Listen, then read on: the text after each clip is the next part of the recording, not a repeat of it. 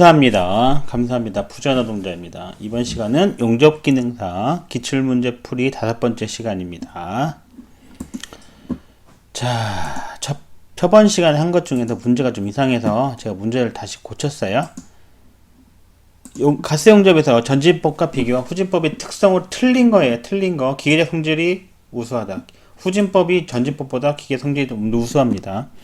열 이용률이 좋다. 그렇죠? 용접 속도가 좀 더 빠릅니다. 네, 4번 용접 변형이 더 크다. 이건 아니죠. 후진법이 용접 변형이 덜 생겨요. 네, 이렇게 수정하기로 했고요. 다음 문제 넘어가도록 하겠습니다. 23번 용접 작업을 다른 작업과 비교한 특성 중 옳은 거 고르라네요. 옳은 거예요. 옳은 거. 옳은 거. 자, 볼까요? 옳은 거.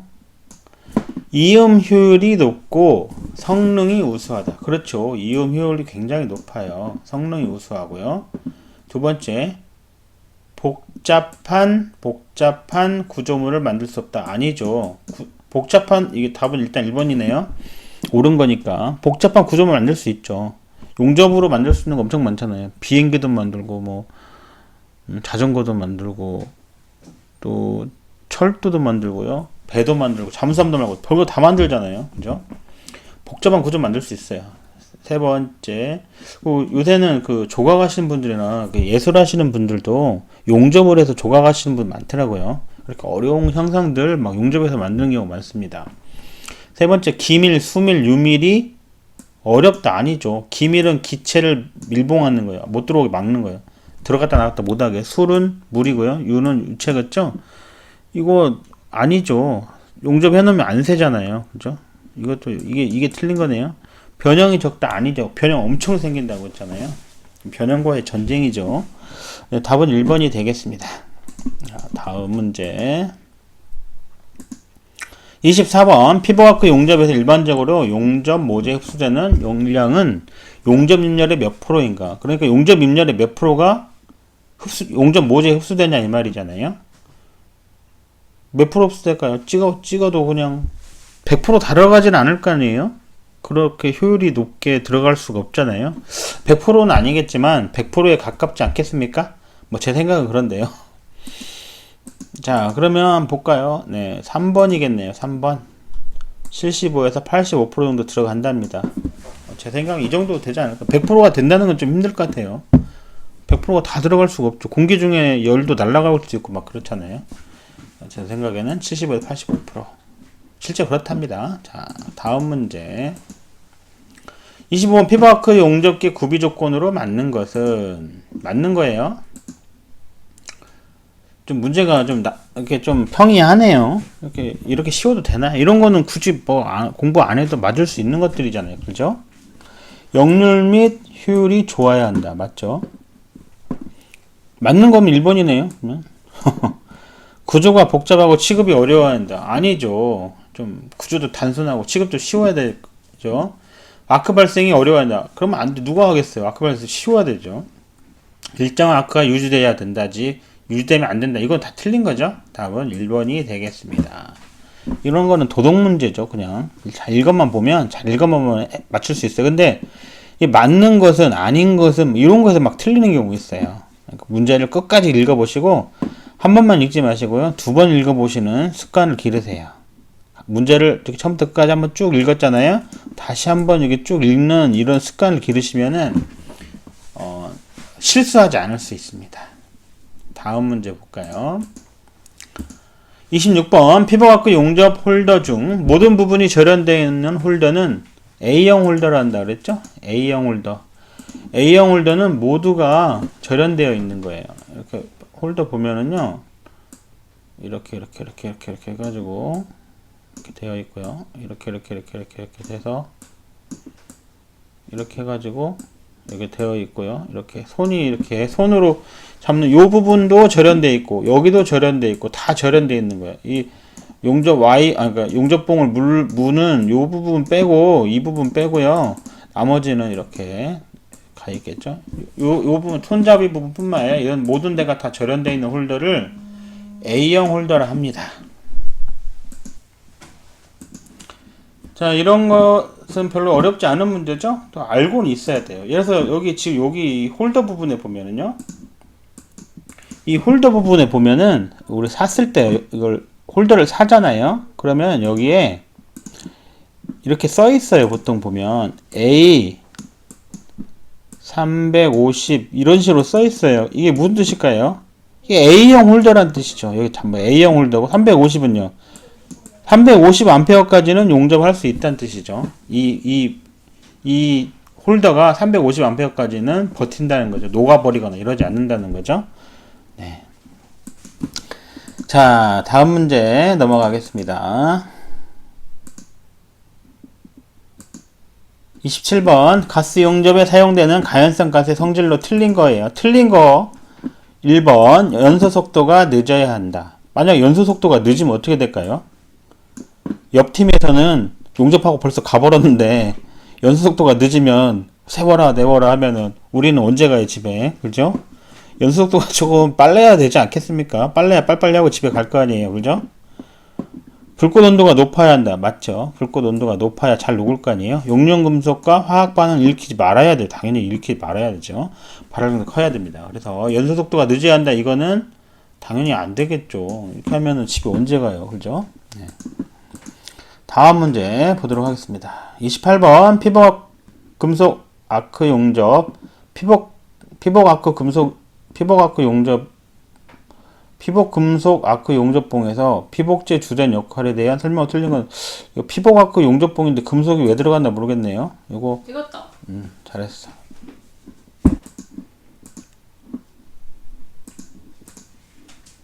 자, 피복 아크 용접에서예요. 피복 금속 아크 이걸 왜 썼는가 모르겠어요. 죄송합니다. 이거 지워주세요. 피복 아크 용접봉에서 피복제의 주된 역할에 대한 설명을 틀린 것은 이것도 필요 없는데요. 그냥 용접봉에서 이렇게 해도 되는데 용접봉에서 피복제의 주된 역할에 대한 설명을 틀린 것은 틀린 거예요. 틀린 거 고르라는 거예요. 급냉으로 취성의 해를 방지한다. 이거 얼핏 보면 맞는 것 같은데 여기가 틀린 거죠. 저 요 부분.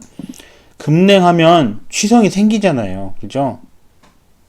급냉했기 때문에 취성이 생긴 거잖아요. 그럼 어떻게 해야 돼요? 급냉하지 말고 선행시켜야죠. 선행. 어떻게 하면 선행을 시킬 수 있어요? 천천히 시킬 수 있어요. 용착 금속이 이게 생기잖아요. 그러면 슬랙 생성제가 피복제에 들어가 있을 경우에 슬랙이 생기잖아요. 슬랙이 이불처럼 덮어주는 역할을 하죠. 그래서 빨리 식어버리는 것을 방지하죠. 그래서 급냉으로 취성행위를 방지한다. 여기서 지금 급냉이 틀린 거예요. 1번이. 이런 문제는 조금 헷갈리기 좋잖아요. 언뜻 보면 맞는 것 같거든요. 2번 아크를 안정시킨다. 그렇죠? 아크 안정제를 지며 넣죠. 그래서 아크를 안정시킵니다. 탈산 정련 작용을 한다고 그랬죠? 탈산은 뭐예요? 탈산. 산소를 없애는 거예요. 어떻게 하면 없앨 수 있죠? 탈산제를 집어넣으면 되잖아요. 탈산제는 뭐뭐 있어요? 페로망간, 페로티탄, 페로실리콘, 그다음에 알루미늄 분말 이런 것들이 탈산제죠. 탈산제를 물어보는 시험 문제가 많이 나오죠. 정련작용이라는 것은 이물질을 없애는 겁니다. 이물질을 어떻게 없어져요? 여기 슬랙 같은 데 달라붙겠죠. 이물질은 가벼우니까요. 철은 밀도가 높잖아요. 무거운 가라앉고 밀도가 낮은 가벼운 이물질들은 슬랙에 붙어서 슬랙을 제거함과 동시에 없어질 수가 있겠죠. 이런 정련작용도 합니다. 또 합금금속을 첨가할 수 있어요. 그렇죠? 내가 넣고 싶은 합금금속을 피복제에다가 넣을 수가 있어요. 답은 1번이 되겠습니다. 다음 문제. 수중가스 절단에서 주로 사용되는 가스는 무엇일까요? 수소죠. 수소예요. 수소가스가 수중가스 절단에서 많이 사용되고요. 수중에서 용접할 때도요. 수중 용접도 수소가스로 해요. 수중에서 하는 것은 수소가스다. 이렇게 생각하시면 되겠습니다. 다음 문제. 30번. 산소 용기의 취급상 주의할 점이 아닌 것은 1번. 요 문제가 이상하게 많이 나왔네요. 이게. 그 음반 중에 충격을 주지 말아야 돼. 주지면 안 됩니다. 막 깨질 수가 있어요. 두 번째. 그늘진 곳을 피하여 직사광선이 드는 곳에 둘 것. 이건 좀 말이 그렇네요. 반대로 해야 되죠. 직사광선을 피하여 그늘진 곳에 둬야 되겠죠. 네, 이렇게 틀린 거예요. 산소용기 같은 경우는 산소 용기함을 따로 설치해야 됩니다. 그래서 산소 용기함 따로 없고 막 산소 용기를 막 방치해도 그러면 큰일 납니다. 그래서 꼭 따로 산소 용기함을 만들어서 산소만 넣어놔야 돼요. 산소하고 또 가연성 가스를 같이 넣어놓으면 안 된다 그랬죠? 산소 용기는 산소 용기만 놓으시는 게 좋고요. 뭐 너무 좁거나 그럴 때는 가연성 가스랑 같이 넣는 거는 절대 안 되고요. 그죠? 불활성 가스랑 같이 넣는 건 좀 그나마 문제가 없는데 산소 용기하고 가연성 가스를 같이 넣었다 그럼 폭발할 수가 있잖아요. 그죠? 3번 비눗물을 사용하여 누설 검사를 한다. 4번 운반 시에는 산소 용기 밸브에 캡을 씌워서 이동한다. 맞는 말이죠. 또 취급사항 주의사항으로 말할 것 같으면은 화기를 언금해야 되고요. 그러니까 화기 옆에 담배 피우고 이러면 안 되겠죠. 또 이어지는 부분 이런 데를 구리로 되어 있다 그랬죠. 그 부분 기름으로 닦으면 안 된다 그랬죠. 네. 이 문제도 아까 나왔던 것 같은 또 나온 것 같으네요. 네, 그렇습니다. 다음 문제 30번 영광용 피복 아크 용접봉의 심선에 대한 설명으로 옳지 않은 것은 심선이네요. 심선. 자, 탄소 함량이 많은 것을 사용한다. 그러면 안 되겠죠. 이 탄소 함량이 많이 들어가면 고탄소광이 되죠. 고탄소광은 특별히 잘 깨지고요. 용접도 굉장히 어렵고요. 이래저래 하여튼 좋은 점이 별로 없어요. 그래서 주로 쓰이는 게 뭐예요? 용접봉으로 쓰이는 것은 저탄소 림드강이. 림드강은 뭐예요? 탈산을 완벽하게 시키지 않고 탈산을 많이 시키지 않고 왜 그래요? 탈산제가 비싸니까요. 탈산을 완전히 시키지 않은 그냥 대충 시킨 그런 걸 림드강이란다 그랬죠?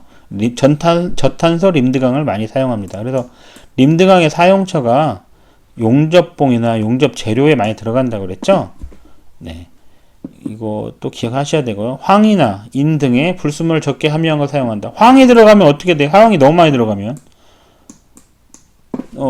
철의 5대 원소 철하고요.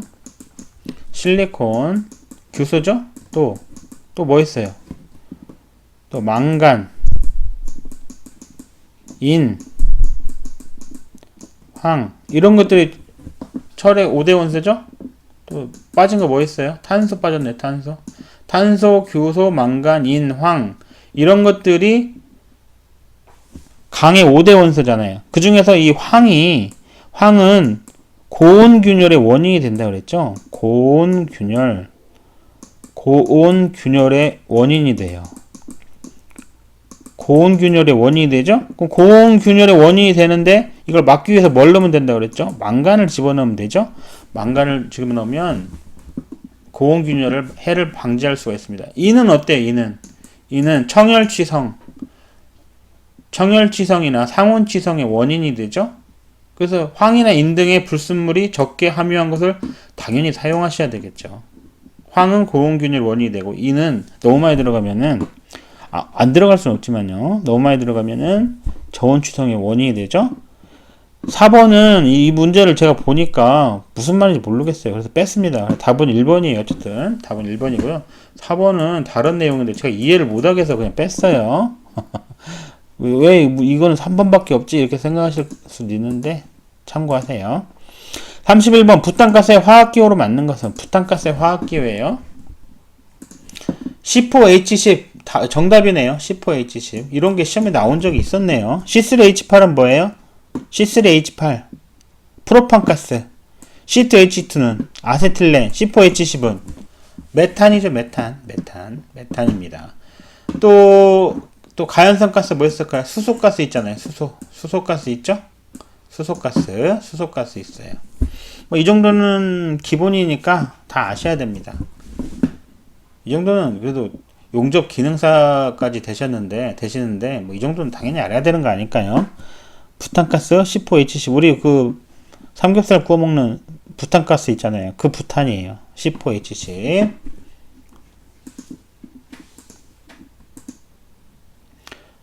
자, 다음 문제 보도록 하겠습니다. 32번 가변압식 토치의 팁번호가 가변합식이 어디예요? 가변합식? 이 가변합식이라는 게 프랑스식을 말하는 거잖아요. 프랑스식이죠. 프랑스식은 어떻게 표현해요? 비, 100, 뭐 이런 식으로 표현한다고 그랬죠? 이게 뭘 의미한다고 그랬죠? 1시간에 100리터를 사용하는 팁이다. 이런 뜻이라고 했죠? 가변합식이 프랑스식인데, 가변합식 토치의 팁 번호가 400번이에요. 그럼 400번이라는 것은 1시간에 400리터를 사용한다. 이런 거죠.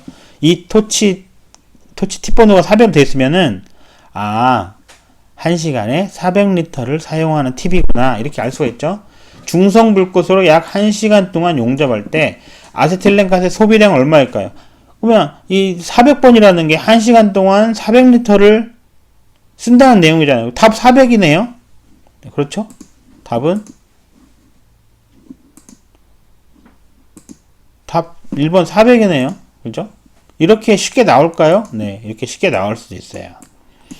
네, 제가 만약에 이거 문제 출제자라면 2시간으로 바꿀 것 같아요. 그래도 한 번은 248, 800 곱하는 이런 작업을 이렇게 넣어야 좀 되지 않을까요? 너무 용접 기능사를 우습게 보는 거 아닐까요? 그죠? 그리고 요새는 그 계산기가 그 시험 볼 때 그 컴퓨터에 들어있다네요. 그래서 누르면 된다고 하더라고요. 저는 시험 본 적이 없기 때문에 제가 옛날에 볼 때는 다 종이로 시험 봤거든요. 종이 시험지로 시험 봤는데 지금은 다 컴퓨터로 시험 보죠? 네.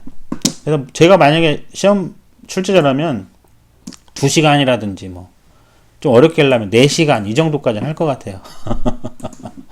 자, 다음 33번 연강판 두께 4.4mm의 모재를 가스 용접할 때 가장 적당한 가스 용접봉의 지름은 얼마일까요? 자, 얼마일까요? 일단 가스 용접봉의 지름을 구하는 방법이 있죠? 어떻게 하죠? 네. 가스 용접봉의 지름 D는 2분의 T. T가 뭐예요? 모재 두께죠? 더하기 1이 되겠습니다. 이거 기억나시죠? 뭐 어려운 거 아니니까요. 자, 그러면 모재 두께가 죄송합니다. 4.4잖아요. 4.4 더하기 1이 되겠죠? 그러면 이걸 얼마예요? 2.2 더하기 1이니까 3.2가 되겠네요. 그죠? 답은 3.2가 되겠습니다. 일단 이 식을 외우셔야 되겠죠? 가스 용접봉의 지름 D는, 가스 용접봉 지름 D는 모재를 2로 나눈 다음 2분의 T 더하기 1을 해주면 된다. 이렇게 이 식을 외우시면 좋겠습니다. 이 식 시험에 잘 나오거든요. 자, 다음 문제. 여기까지네요. 나머지는 다음 시간에 하도록 하겠습니다. 좋아요와 구독 감사합니다.